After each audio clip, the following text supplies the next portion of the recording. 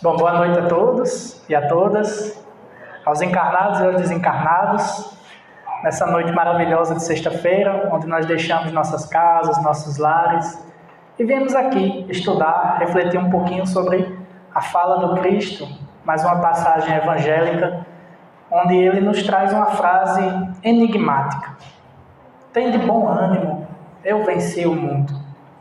Meus irmãos, antes de Jesus dizer isso, ele fala uma frase também muito interessante. Ele nos diz: "No mundo tereis aflições." Ele nos dá, entre aspas, a má notícia, mas depois ele traz a boa notícia: "Tende bom ânimo, eu venci o mundo." Antes de iniciarmos essa reflexão de hoje, eu proponho a gente antes fazer um pequeno exercício sobre quem de fato somos nós. Será que nós somos esses corpos de carne aqui que nós estamos enxergando?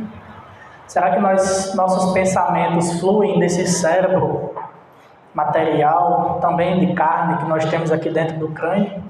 Será que ele é a fonte do pensamento, da inteligência, das aptidões? Será que a vida reside nesse corpo? Ou nós temos um princípio vital que anima tudo? Quem somos nós, meus queridos? Somos espíritos criados por Deus, simples e ignorantes. Questão 115 do Livro dos Espíritos. Simples, ignorantes, porque nós fomos criados por Deus sem noção nenhuma do bem e do mal. E através das sucessivas reencarnações, nós fomos fazendo opções, fomos tomando decisões.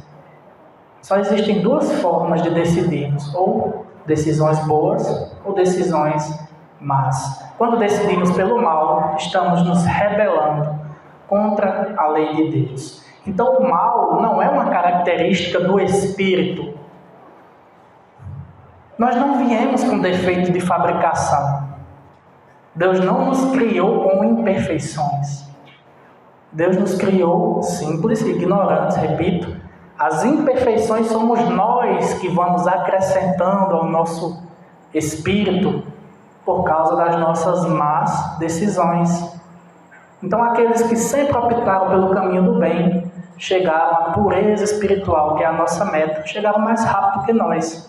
Eu tenho uma má notícia para vocês, e também para mim. Se nós estamos aqui na Terra, é porque as nossas escolhas não foram tão boas, não.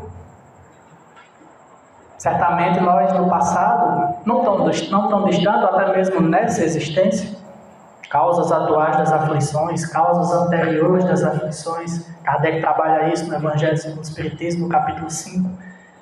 No passado não tão distante, nós nos rebelamos contra a lei de Deus, praticamos o mal. Estamos aqui, no mundo de provas e expiações, resgatando débitos que nós mesmos adquirimos com a nossa consciência, que é onde estão gravadas as leis de Deus.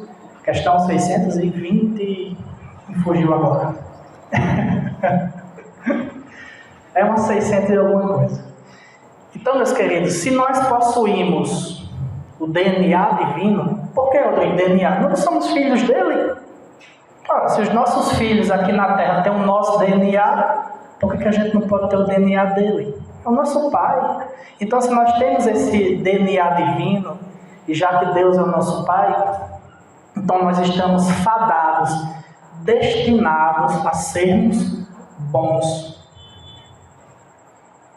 Esse é o nosso final, essa é a nossa destinação verdadeira. Nós um dia seremos todos bons, e quando eu digo bons, é bom mesmo. Se bem que o próprio Cristo no Evangelho, quando o rapaz veio chamar ele de bom mestre, ele disse: "Por que me chamais de bom?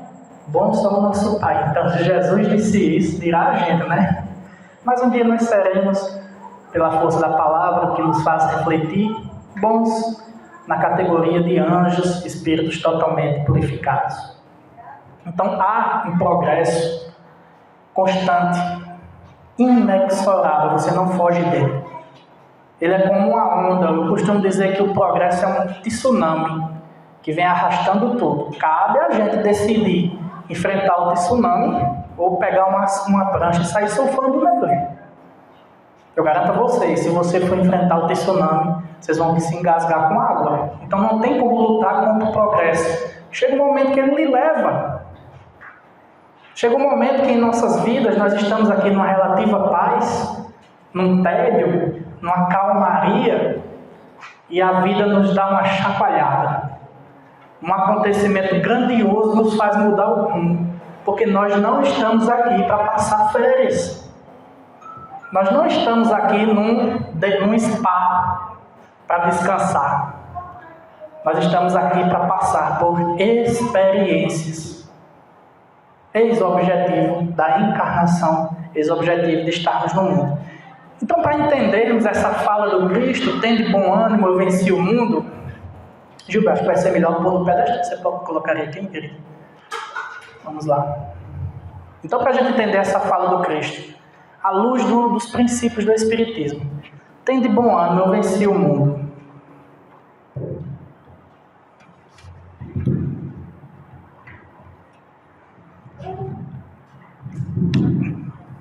Não é trovão, gente, é um microfone. Mas quem dera, daqui a pouco serão os trovões, se Deus quiser. Mas tá bom assim. Então, para a gente entender essa fala do Cristo, à luz dos princípios do Espiritismo. Espera aí, Rodrigo, princípios, sim. O Espiritismo é baseado em 5 grandes princípios fundamentais: Deus, imortalidade da alma, reencarnação, mediunidade, mundos habitados. Então a gente tem que analisar o Evangelho sempre por esse prisma, por esses princípios. Esse é o nosso norte seguro. Então quando a gente escuta Jesus dizer: no mundo tereis aflições, tende bom ânimo, eu venci o mundo. Vamos trazer aqui para os princípios. Tende bom ânimo. Progresso, evolução espiritual, não é?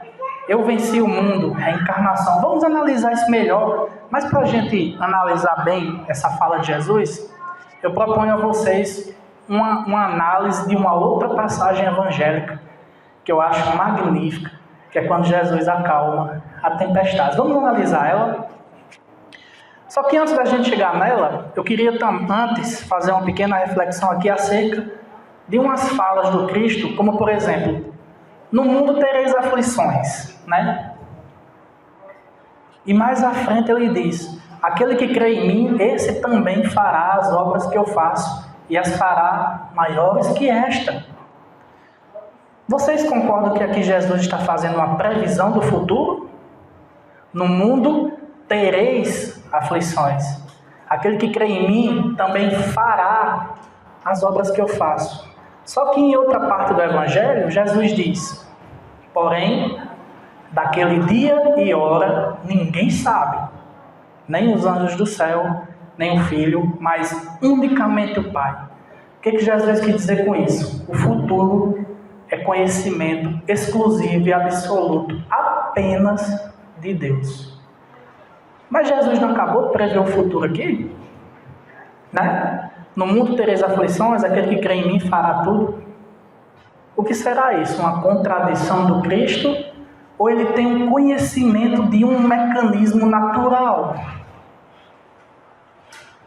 Qual das duas opções será que é mais plausível? Vocês concordam que é porque ele conhece um mecanismo natural da lei divina, por isso que ele tem tanta certeza do que vai acontecer? Eu prefiro a segunda parte, a segunda opção. Mas vamos entender isso à luz dessa passagem quando Jesus acalma a tempestade. Está lá no Evangelho, em João. Ao cair da tarde desse dia, Jesus disse aos discípulos: vamos atravessar para a outra margem do lago. É muito importante essas pequenas passagens evangélicas, porque, gente, no ensino moral de Jesus, né, que é o objeto que o Espiritismo estuda do Evangelho, nada é em vão, nenhuma vírgula. Cada palavra tem um profundo significado. Vamos analisar. Vamos atravessar para a outra margem do lago.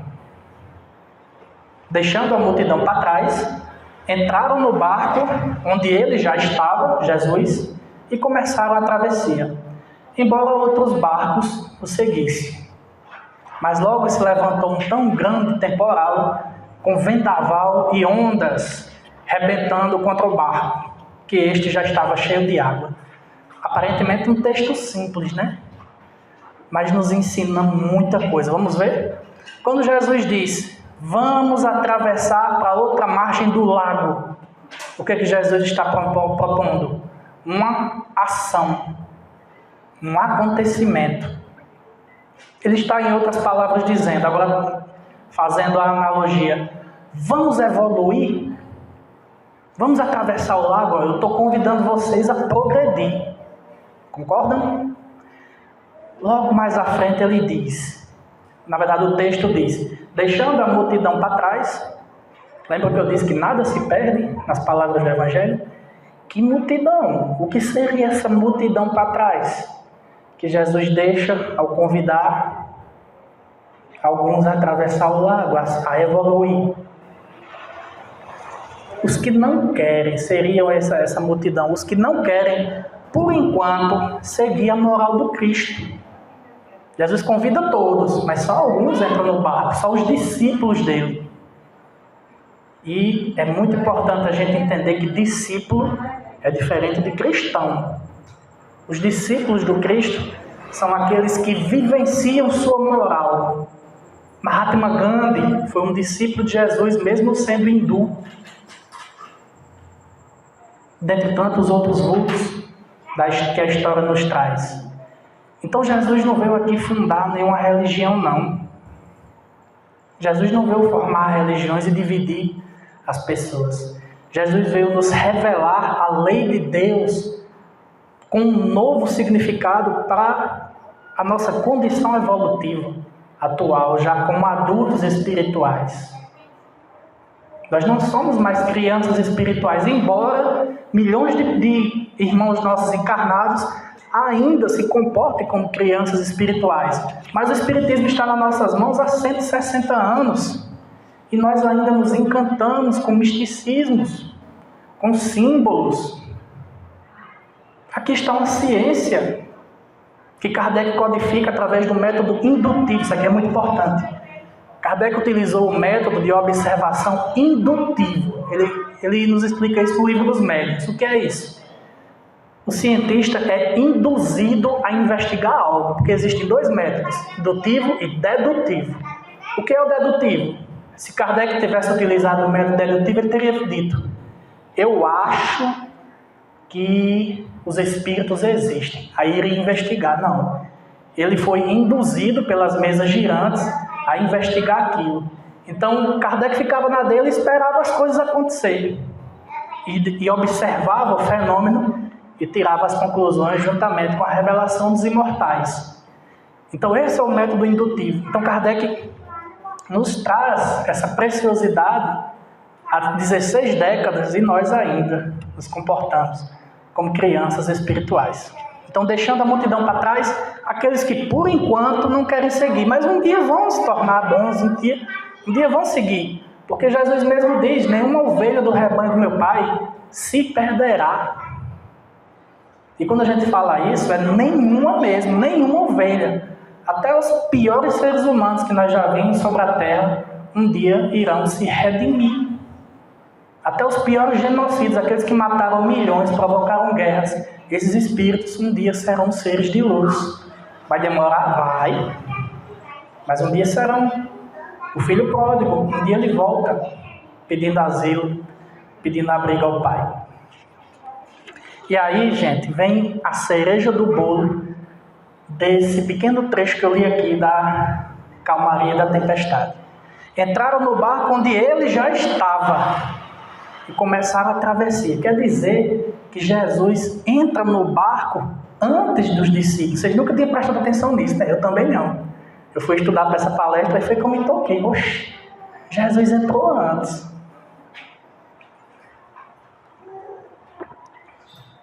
Então ele já estava no barco. Que barco? A terra. Jesus, como arquiteto divino, como um Cristo planetário, que a gente ainda está longe de entender o que é isso, mas vamos exercitando. Ele moldou este planeta, junto com milhões de outros espíritos puros, ele criou esse planeta. Tem até uma música esqueci o nome do que Zé Ramalho gravou. Fui eu quem criou a serra, enchi o rio, não. Fui eu quem criou a terra, enchi o rio, fiz a serra, não deixei nada faltar. Faz sentido, foi ele mesmo. Né? Então Jesus, ele como governador espiritual desse planeta, ele tomou sobre sua responsabilidade, está lá no livro A Caminho da Luz, de Emmanuel, por Chico Xavier, aquela esfera de fogo que se desprendia do Sol, e a partir dali, através de uma, segundo Emmanuel, uma eleição divina, Jesus foi eleito, né?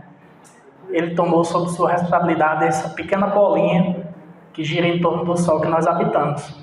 Então, ele já estava no barco, né? Depois é que os discípulos entram no barco. Vocês estão vendo como é bonita a analogia?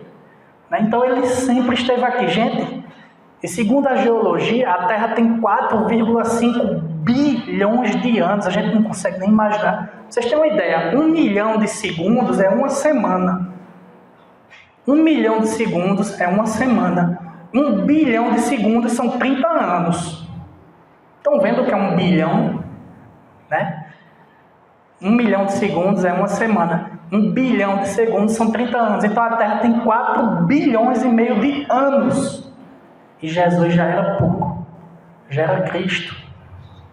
Eu não quero nem imaginar onde é que a gente estava. Eu acho que a gente deu uma ameba. Então vamos lá. Entraram no barco onde ele já estava. Então Jesus sempre esteve aqui.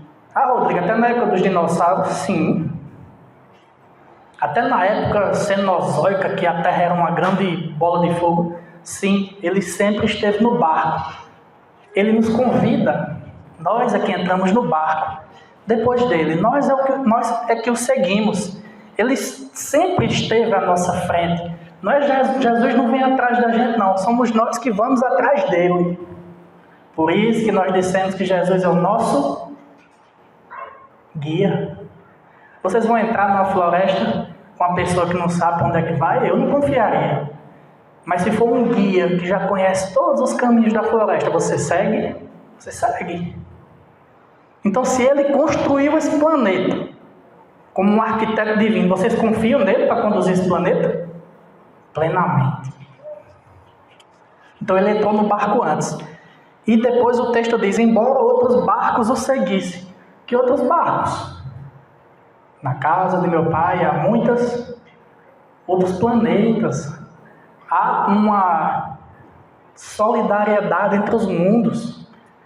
Uma grande decisão da Terra é tomada por Jesus, auxiliado pelos cristos dos outros planetas. Eles trabalham em equipe. Isso é Emmanuel também que nos diz, no Caminho da Luz.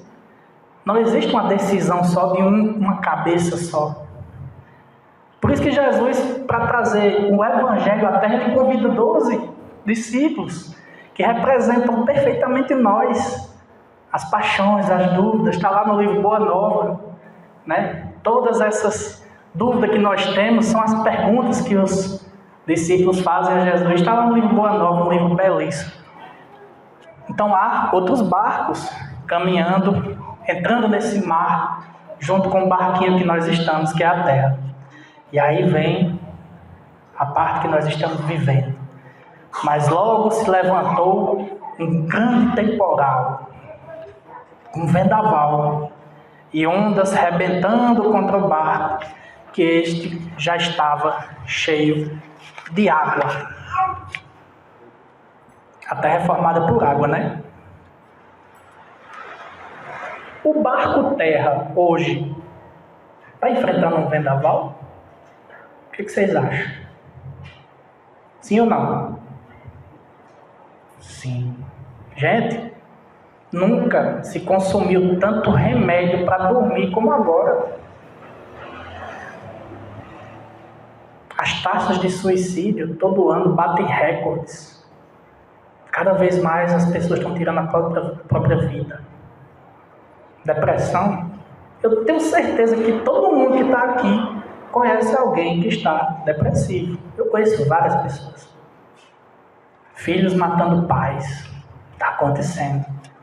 corrupção nos governos, violência nas grandes cidades, miséria, fome, pessoas cada vez mais desalentadas da fé.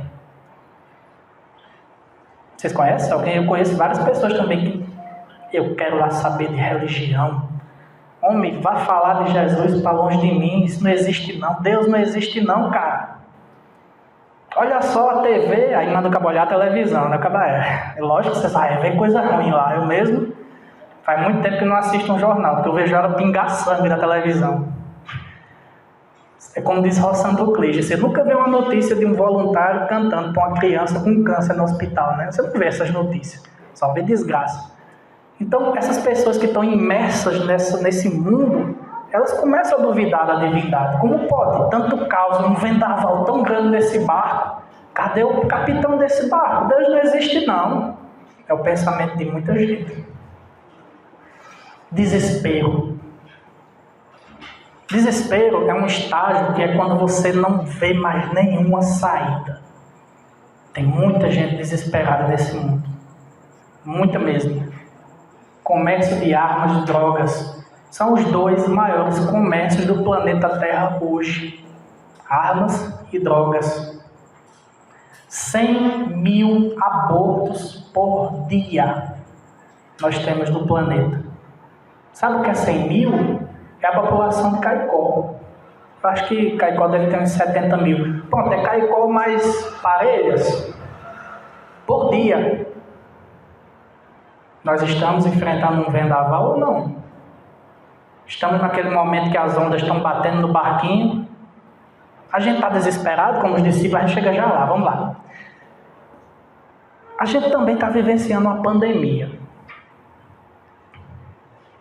Esse é um momento que eu acho que o barquinho começa a encher d'água. Porque na questão 737 do Livro dos Espíritos, Kardec pergunta, esses flagelos destruidores, né, que a gente não sabe que nada é destruidor, tudo é transformador, né?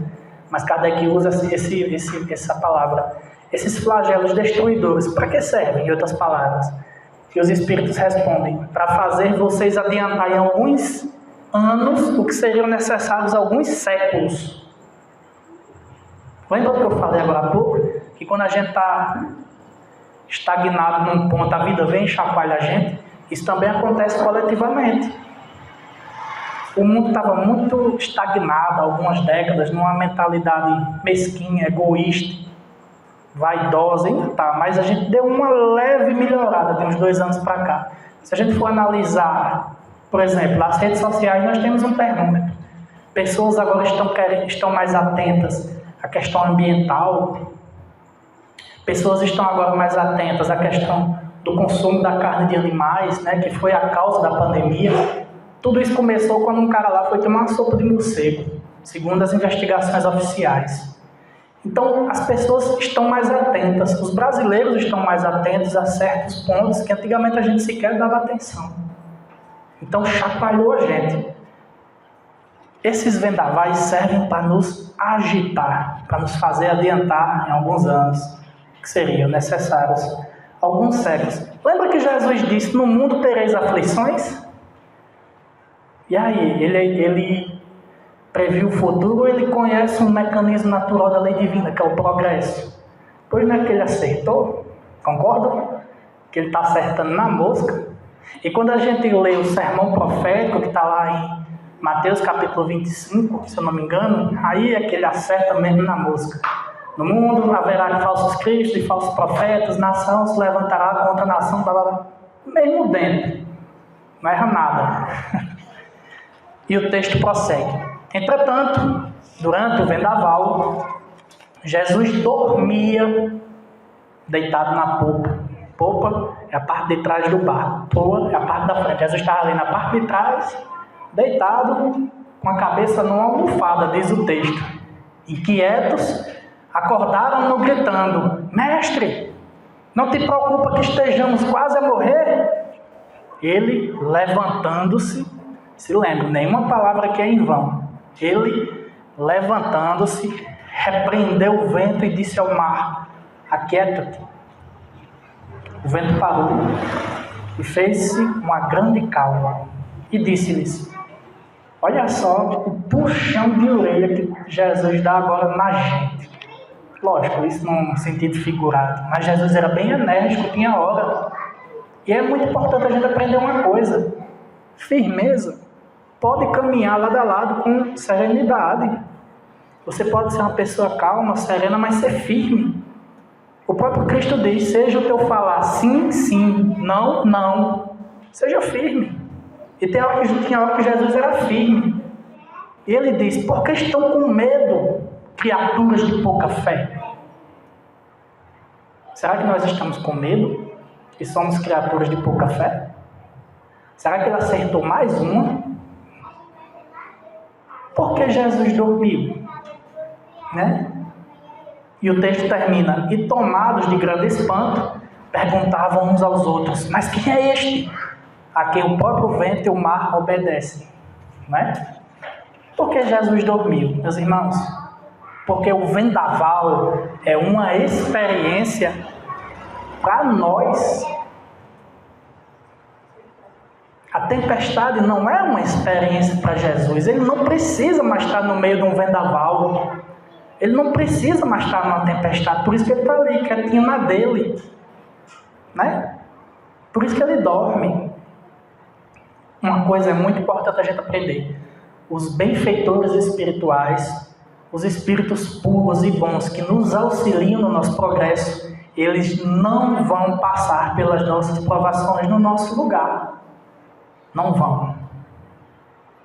Eles ficam do nosso lado. Jesus está no barco, quietinho, está ali, está conosco. Mas quem tem que passar pelo vendaval, pelas tribulações, somos nós. Por quê? Fomos nós que criamos isso para nós mesmos. Acabou o tempo de culpar os outros, de culpar figuras mitológicas. A responsabilidade é nossa. Por isso que o Espiritismo é tão difícil de engolir. Raul Teixeira diz: o Espiritismo não é para quem pode, não, é para quem aguenta. Por isso que muitas vezes as pessoas vêm encantadas, mediunidade, espírita, e quando bate aqui na doutrina, você é o culpado de tudo que você aí se manda. É para quem aguenta. Estou feliz de ver tanta gente aqui que aguenta o Espiritismo. Então, é complicado, porque ele agora nos dá responsabilidade. Você, nós somos os culpados por tudo que estamos passando agora. Quem criou o vendaval fomos nós, não foi Jesus. Não foi ele, mas ele está aqui com a gente no barco, ele não está ali dormindo. Só que o sono aqui não significa que Jesus não está atento, ele está atento, é uma alegoria do texto, para dizer que ele não está passando pelas tribulações no nosso lugar. Não, ele jamais vai passar. Ele nos orienta, mas quem tem que passar pela experiência somos nós. Por quê? Porque Jesus já passou por essas experiências. A presença dele não nos isenta da tempestade que nós criamos. Nós não estamos sozinhos no vendaval. Jesus, que também foi criado simples e ignorante, só Deus sabe quando. Tanto que Emmanuel diz: os mundos, o sistema solar que Jesus evoluiu já não existe mais. Emmanuel diz. Quer dizer, a gente aprende na escola que um sistema solar como o nosso dura em torno de 7 bilhões de anos. E Emmanuel diz: os que Jesus evoluiu já não existem mais. Será que ele não é antigo? Será que ele não é um irmão bem mais velho que nós? Então, ele não nos abandona jamais. Ele nos promete isso: eu jamais vos deixaria só. Então, o que é que nos faz pensar que agora, no momento da transição planetária, que é esse vendaval que nós estamos enfrentando, ele estaria ausente? Ele está aqui. Ele está aqui no barco. O pensamento dele é um facho de luz que nos envolve por completo esse planeta. Segundo Ramatiz, acho que é o Espírito que diz essa frase bem bonita. O pensamento, a aura de Jesus é um facho de luz que envolve todo o planeta. O nosso é uma lanterninha aqui em cima da gente. Um Chico Xavier já tinha alguns metros. Uma aura do Chico, a de Jesus envolve todo o planeta. Então ele está aqui. Ele não precisa mais passar por isso, porque ele já passou. Jesus é puro, Jesus passou por todos esses caminhos que nós estamos enfrentando agora. Por isso que ele diz, eu sou o caminho, a verdade e a vida. Ninguém vai ao Pai se não for por mim, porque ele conhece, ele é o nosso guia, ele conhece a floresta. Ele conhece cada dor, cada sofrimento que nós estamos passando. Isso é bonito, porque a partir de agora Deus passa a ser justo, está no céu e inferno, no livro de Allan Kardec. Se Deus tivesse criado espíritos já puros como Jesus e nos criado aqui para passar por todas essas experiências, Deus estaria sendo injusto, não estaria? Então, no momento que a gente aprende que todos os espíritos têm o mesmo ponto de partida, Deus se torna justo perfeitamente. E uma coisa muito importante, Deus não tem eleitos. Ele não ama Jesus mais do que a gente. Agora vem uma notícia boa. Deus ama você da mesma forma que ama Jesus. É o mesmo amor. Jesus te ama, Deus te ama da mesma forma que Ele ama Jesus. O amor é igual. É bom saber disso, não é? Nos anima, tem de bom ânimo, não é o que Jesus propõe? Então, o que é vencer o mundo? Já caminhando para o finalzinho. Estou sem relógio aqui, vocês tiraram o reloginho ali da parede, eu estou desorientado aqui. Que hora já é, socorro? Ah, já está terminando. Então, o que é vencer o mundo? Vencer a terra? Jesus veio aqui vencer a terra numa guerra? Não. Vencer o mundo é vencer esse mundo interior das nossas imperfeições. Isso é vencer o mundo, né? Jesus já venceu o mundo interior dele das imperfeições. Jesus passou por tudo isso que nós estamos passando. Então ele pode dizer, eu venci o mundo. Quando a gente faz um bolo, a gente prepara ali toda a massa, tudo como Jesus fez com a terra, formou a terra. Quando você vê o bolo bem assadinho na sua frente, você pode dizer, eu venci esse bolo. Na verdade, vencer é comer, né, Gil? Não trazer para cá. Eu venci, eu consegui. Então, Jesus venceu o mundo das imperfeições, porque, como eu falei, ele já passou por tudo isso, então ele conhece o caminho. Então, vencer o mundo não é vencer o planeta materialmente através de uma guerra. É vencer a si mesmo. E outro trecho do texto, inquietos acordaram gritando, mestre, não te preocupa que estejamos quase a morrer? Nós estamos inquietos agora, como eu falei, desespero, desalento, reclamação. Como a gente gosta de reclamar? Estamos nesse momento querendo acordar o mestre? Jesus nunca foi tão pesquisado como agora. De alguns anos para cá, mais de 300 livros foram lançados sobre Jesus, mas não são livros religiosos não, viu? São livros de sociólogos, de antropólogos, de psicólogos, psiquiatras. Estão analisando Jesus, nós estamos tentando acordar ele no barco. Nunca a humanidade procurou tanto por ele, como está procurando agora. Então nós estamos tentando acordar ele nesse momento. E aí Jesus diz, aquieta-te. O que significaria, nessa analogia, essa parte que Jesus acalma a tempestade? O vento parou e fez-se uma grande calma. Seria um mundo regenerado? Que é para onde nós estamos indo? Então, no momento que Jesus diz, acalma-te com o vento, é o momento que ele vem à terra e nos traz o Evangelho. E o Evangelho vai regenerar este planeta. Ele mesmo diz no sermão profético, e o Evangelho será proclamado por toda a terra. Esse processo é lento, mas vai acontecer. Ele não está acertando tudo até agora? Por que ele não vai acertar esse finalzinho também? Vocês acreditam que o Evangelho vai ser proclamado por toda a terra? Lógico. Vai demorar, mas um dia será. Então a grande lição dessa passagem, por que nós estamos com tanto medo? E Jesus diz, criaturas de pouca fé. Nós temos fé de verdade? O que é ter fé? Uma criança estava no avião, criança de 7 anos no banco, né? E de lado dela uma senhora, não sei, 50, 60 anos. E de repente o avião começa a balançar numa grande turbulência e a senhora começa a se aperrear e começa a suar frio e esse avião vai cair e a criança lá no celular dela bem tranquila. Aí tem uma hora que a senhora não se aguenta, chama a criança, minha filha, você está vendo que o avião está balançando? Ela faz, tô. E você não tem medo não? Eu falei, não. Mas por quê? Porque o meu pai é o piloto. E aí, será que nós estamos com toda essa confiança em Deus? Ou estamos desalentados, desesperados, querendo fugir da religiosidade? Outro exemplo de fé que eu acho bonito, é bem curtinho. Um grupo de índios foi fazer a dança da chuva, né? Mas somente um índio levou um guarda-chuva. Qual deles teve fé? Né? Se chover, é porque esse acreditou realmente que eles iam conseguir. Isso é ter fé. Né? Todo mundo foi para a dança da chuva, mas só um dos índios levou um guarda-chuva. Esse tem fé. Será que nós estamos indo com guarda-chuva? Eu só queria tomar banho. Os outros eram Seridóense. Era o Seridóense, não acreditava muito não, né? E uma passagem muito bonita que eu acho também, já para a gente finalizar, tem uma lenda dos índios Cherokee, lá, os americanos, né?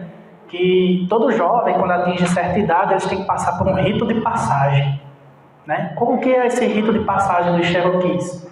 O rapaz, geralmente os homens, né, jovens, eles são levados pelo pai, né, para um local afastado da tribo, por meio de uma floresta, e eles vendam o olho do jovem, e é proibido o jovem contar essa experiência aos outros, que é para os outros também não saber o que vai acontecer, né?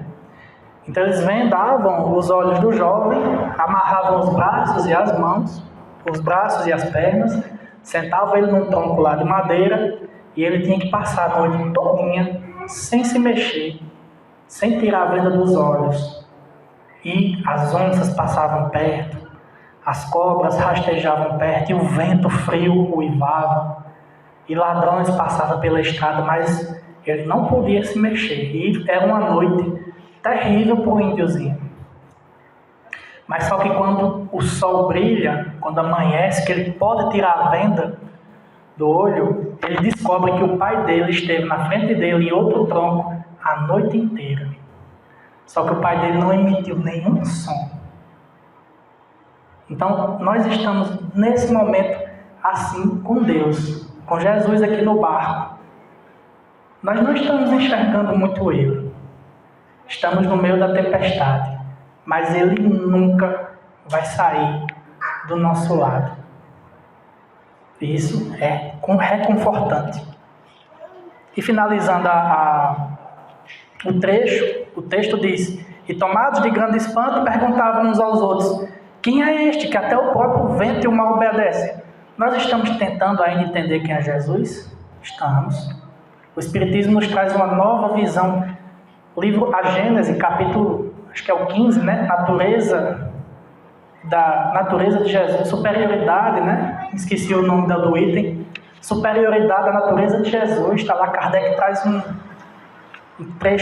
texto fascinante. Então nós estamos ainda entendendo, nós ainda estamos perguntando quem é esse que os ventos e o mar obedecem. Sabe quem é que nos disse mais ou menos quem é ele?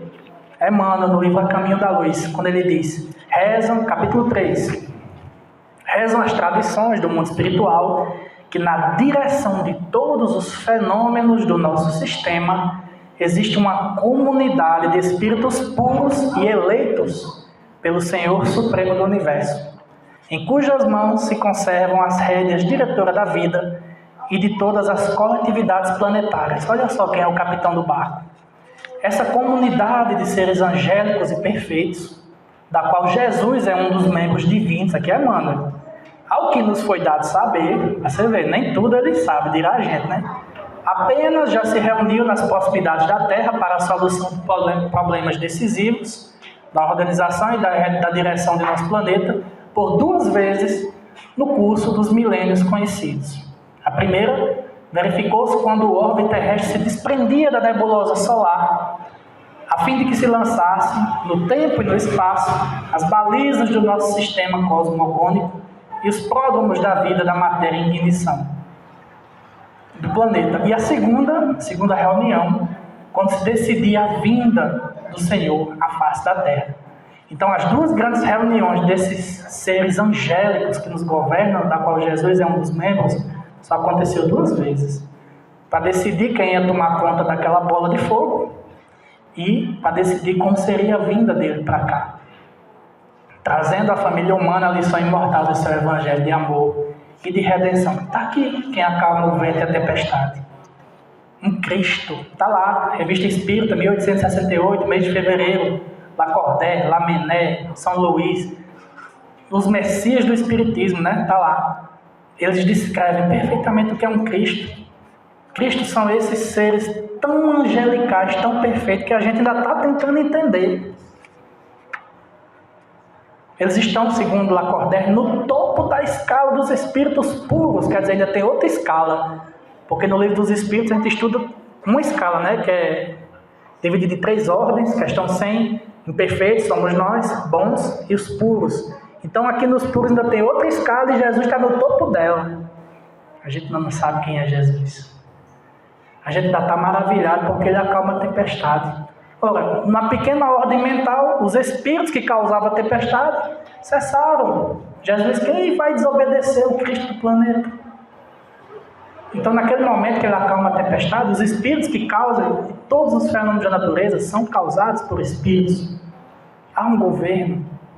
No livro dos médiuns, nós aprendemos que quem causa as manifestações físicas são os espíritos mais próximos da gente aqui, os mais materializados.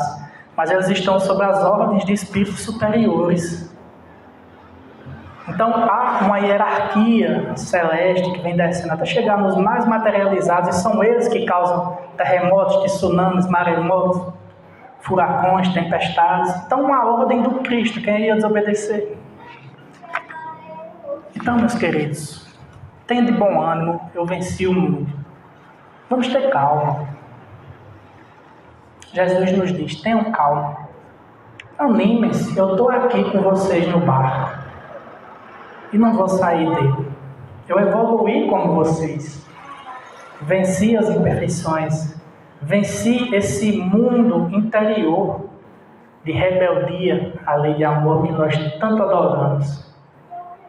Vocês também conseguirão. Ele não disse agora há pouco, vocês farão tudo que eu faço e muito mais?